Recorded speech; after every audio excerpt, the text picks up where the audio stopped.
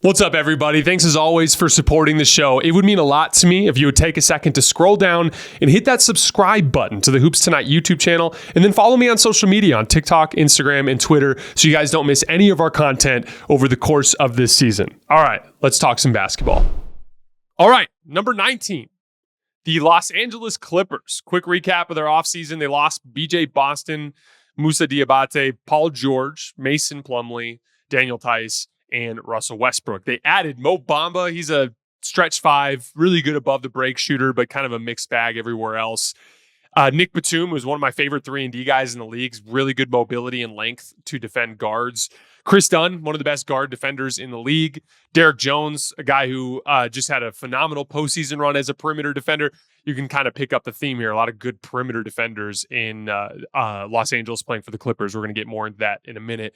And then Kevin Porter Jr., although the league is apparently restarting an investigation into his domestic violence issues. So we'll see if he actually ends up playing, but he's on the roster as well.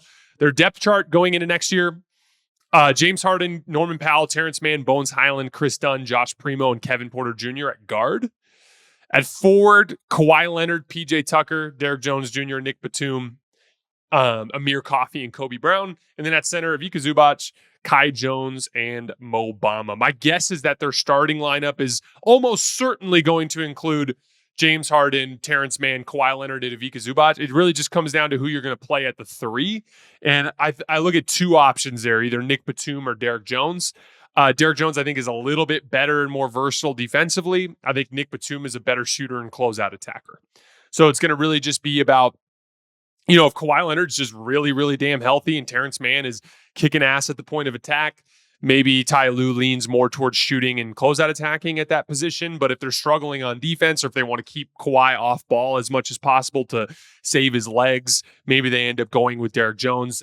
We also never know with this kind of thing how much agent relationship played a role in terms of the contract. So it's very possible that there was a promise to play, like Derek Jones under the impression he's supposed to start per kind of the negotiation surrounding his contract. So we'll see. But my guess is it'll be Batum or Derek Jones playing at the 3. We know on defense, they will run drop coverage with Zubac, but their preferred scheme under Ty Lue is they want to switch, especially late game situations. That's what they just kind of go to as their kind of foundation defensively.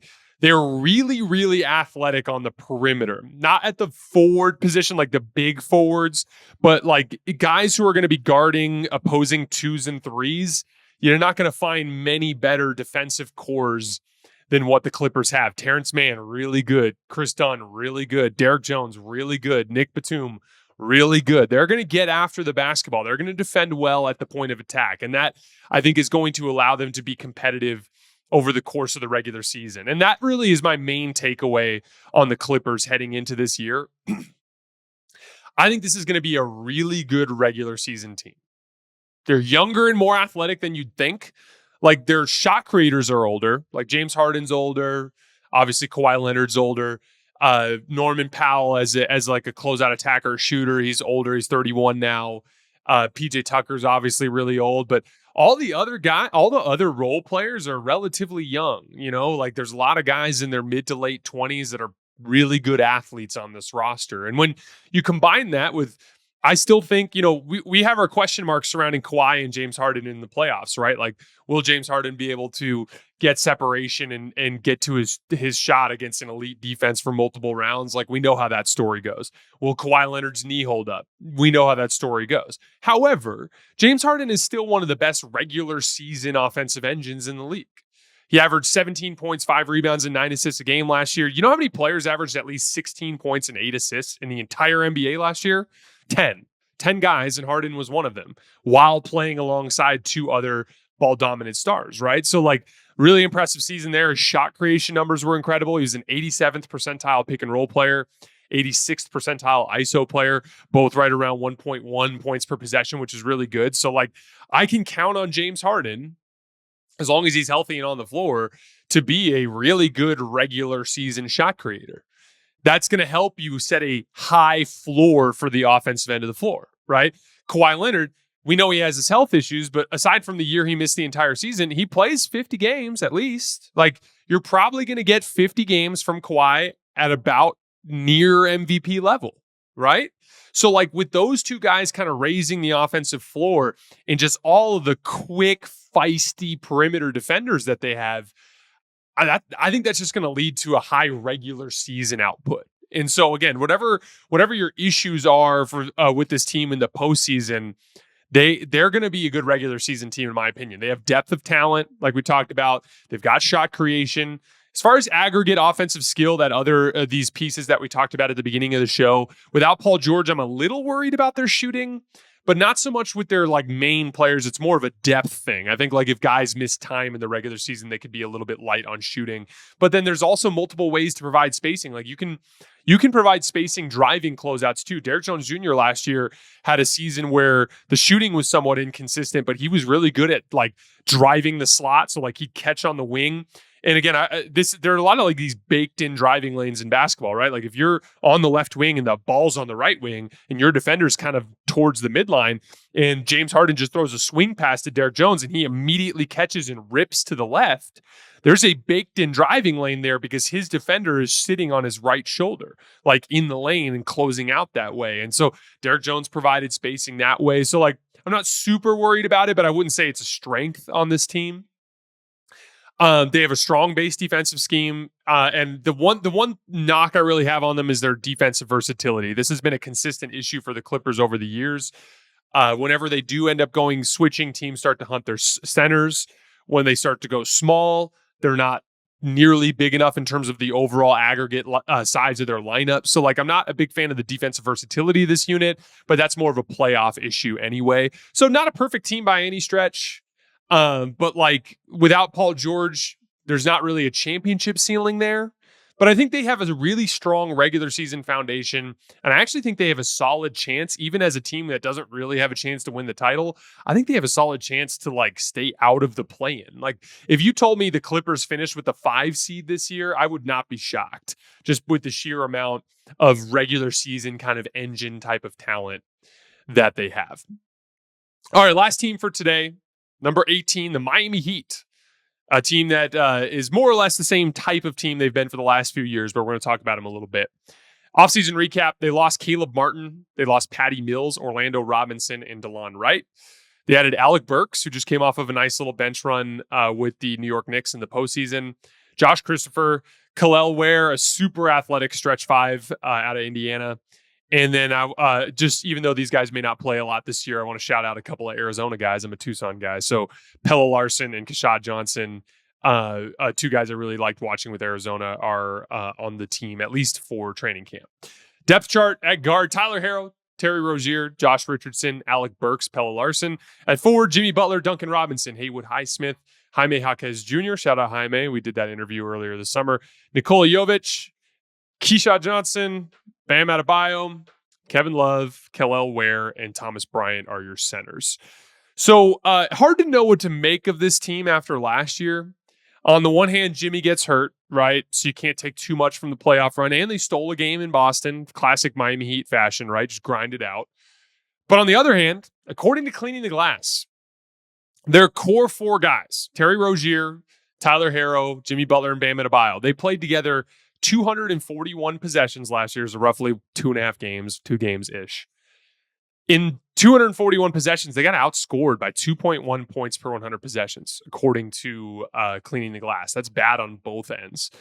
If you remove Terry Rozier from the equation, because he obviously came at a trade deadline deal, the Tyler Herro, Jimmy Butler, Bam Adebayo trio played 993 possessions. And they were just plus 3.8 net per 100 possessions, which is fine, but it's not in the same stratosphere as the other cores around the conference. Like the Knicks, Jalen Brunson, Isaiah Hartenstein, OG Anunoby, 879 possessions, plus 27 net, plus 27 points per 100 possessions. The Celtics, Jaylen Brown, Jason Tatum, Derek White, 2,710 possessions, plus 9 points per 100 possessions net. That's really, really good. The Bucks, Giannis, Dame, Chris Middleton, 1,600 possessions, plus 16 net. So like the top teams in the conference, when they have their main guys on the floor, they kick ass. The Miami Heat don't. Just another random middle of the pack Eastern Conference team like the Cleveland Cavaliers. Donovan Mitchell, Darius Garland, and Jared Allen, 1,190 possessions plus 4.1 net per 100 possessions. So like even the Cavs, who are just kind of a random middle of the pack standard team in the Eastern Conference, they don't even the Miami Heat can't even with their core match that level of production, which is majorly concerning, right? Jimmy just wasn't as good as he was last year. Bam does continue to make small strides as an offensive player, but he's still nowhere near as good as he needs to be a real driver of high level offense, right? Tyler Herro is a pull-up jump shooter who isn't particularly good at hitting pull-up jump shots. He shot below 40% on him last year, got just 0.98 points per shot. Like if you're a professional pull-up jump shooter, you need to be over a point per shot. Tyler Herro's not there. So the core just isn't as effective as it used to be. A little bit of a decline from Jimmy. The other guy's not really having enough. We'll see what a full training camp with Terry Rozier can kind of do for them. Maybe it loosens things up for them on the offensive end. And I'm excited to see Bam maybe with some more two big looks. If Kel'el Ware and his ability to shoot and protect the rim kind of translate, you could see a version of the two of them playing together. We saw what that looks like, a much crazier version of it alongside Anthony Davis with Team USA, right? But like I'm excited. There's some things that I'm really looking forward to seeing with Miami, but nothing that really drives for me a change in opinion of what this team is capable of. I wonder if they're a candidate for an aggressive and risky deal, like kind of a talent ad type of deal. So like if someone like Zach LaVine or Brandon Ingram or Julius Randle got off to a good start, I wouldn't be surprised if the Heat tried to make some sort of aggressive move like that. But there's not really much to get into with Miami. They're more or less the same basketball team that they've been for a few years now.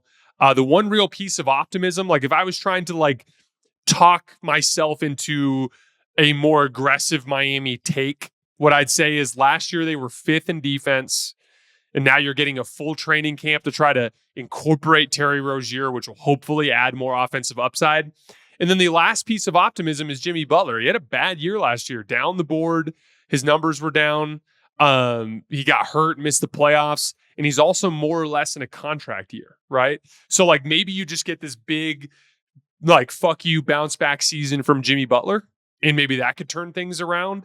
But it's just it's tough. And the other thing is the rest of the East is rapidly improving, right? Like the Magic will be better this year than they were last year. The Pacers will be better this year than they were last year. The 76ers will be better this year than they were last year. So honestly, the Miami Heat look like a play-in team to me again. But obviously they have the upside of a potential trade if they decide to get aggressive at some point during the season. But right now I have them at 18 in my power rankings.